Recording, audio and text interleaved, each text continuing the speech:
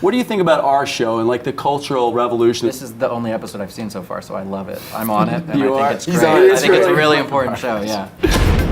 From Los Angeles, it's your weekly news report for both of the two Americas. It's Conservatively Unplugged with Judd Dunning.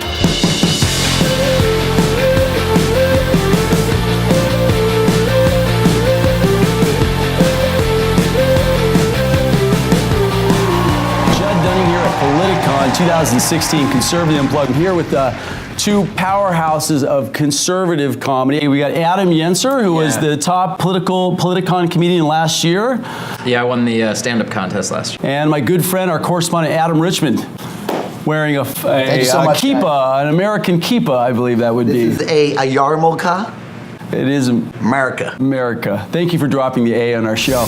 Politicon is Comic-Con for political nerds. I mean, right? It's like if you love politics, you're here, right? You're really, every time there's a block of like 4 shows, you're like, oh my God, I don't know where to go. I mean, this is like an ADD festival. There's stuff going on everywhere. And I know. That's how we hard to both pick spell what I our wanna go names. to. Adam, A-D-D-A-M. Thank you for clarifying that. Adam Richmond, ladies and gentlemen, Representative Nation. So it was interesting last year because Liz Weston, I got up and I asked a question. Why is there not a Republican Daily Show? I said, I listen to comedy with a pen in hand when we designed our show originally. And I'm like, wait, there's 85% trashing of the right. People are totally laughing. There's like 15%, 20% of poking fun at humanity. And she goes, oh, that's not true. I think we just make fun of the human condition itself.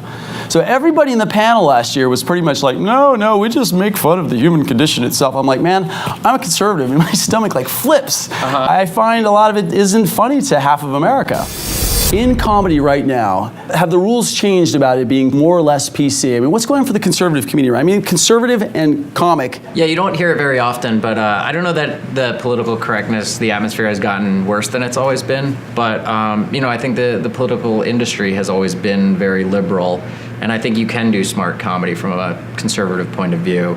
The political entertainment industry is very liberal. I think, it can be tough, but I always try to write jokes that, even if someone disagrees with me, they'll still laugh. Yeah. I think that's, kind of comedy, I think, is a way to get through some of the barriers and some of the discomfort people have with hearing different points of views or talking about them. Do you have to take your hits to figure that out, though? I mean, I usually tell non-political jokes first to win over the crowd, and then after you they're set on them my up. side, Once they're with you, then you get it ready. After they're on my side, I go for the political Right. stuff. Yeah, you don't lean in with the pro-Trump joke first. Right. Yeah. Like, good evening. Yeah. Good evening. Trump is awesome. Boo! Right. But I've done stand-up for all conservative crowds before, and I prefer doing it for either a more liberal crowd or a mixed audience politically, because I kind of like playing off the tension that I know not everyone in the crowd is on the same side.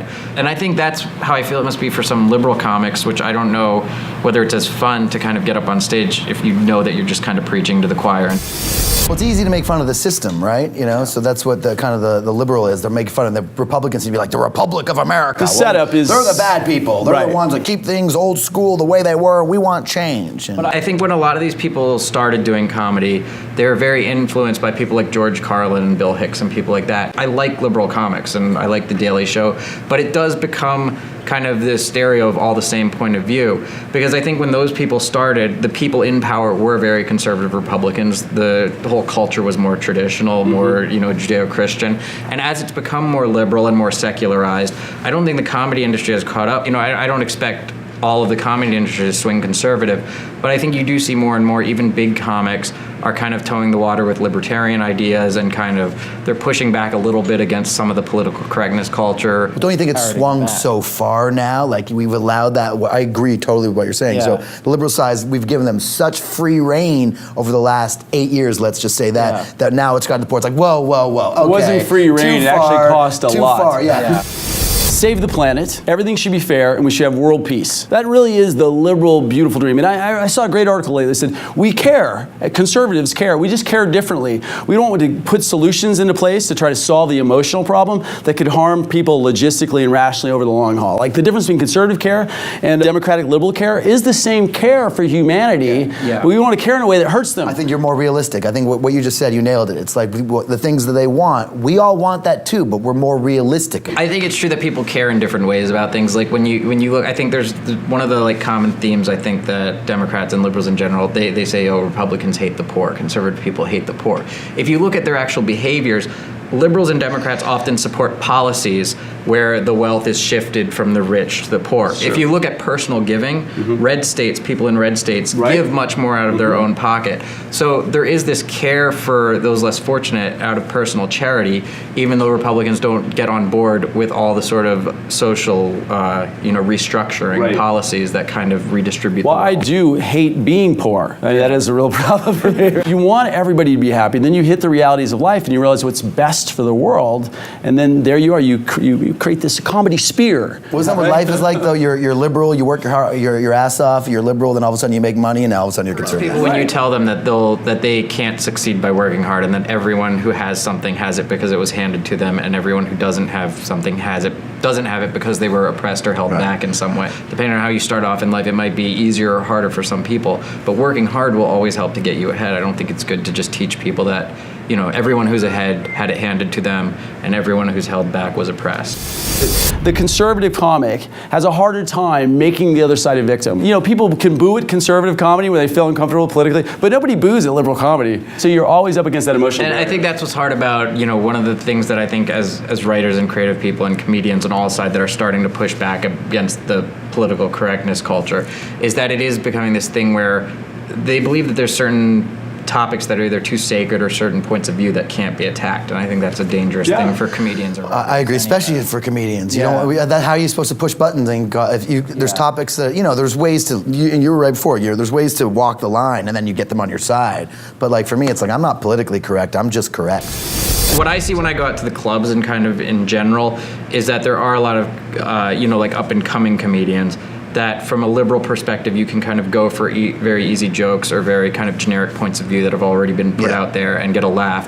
Whereas if you did stuff that was just as easy from a conservative point of view, it would get eye rolls or boos. And harder to do, harder material to sell. Those are like but better jokes ultimately, and harder material. The funniest thing though for me is the liberals, the left side being so liberal that all these things have changed. I do so many jokes about this, and one is that like everybody gets in at bat in T-ball. The Cookie Monster has to sing about vegetables because people were offended that their kids are getting fat because Cookie Monster singing about cooking. Like that just blows my mind and is just open for so much comedy and something like that. Like there was one in Wisconsin, they were trying to ban cheerleading because people were getting offended that people are cheering against their team. And it's like, so they want it to be like, it used to be like be aggressive, BEAGGRESSIVE aggressive. Now it's like be accepting, BEACCEPTING accepting.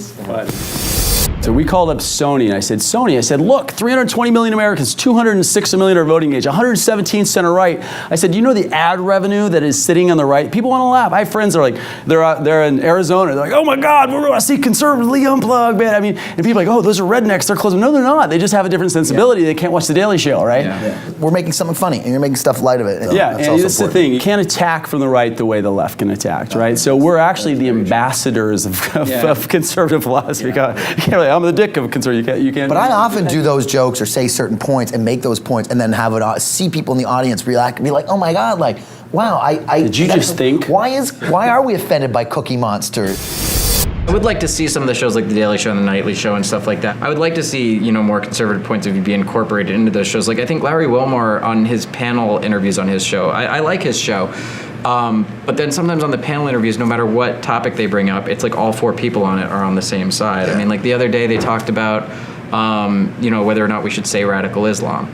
And all the panelists, not one of them was in favor of saying radical Islam, which I get that you can have that point of view out there, but it's weird when there's no counterpoint.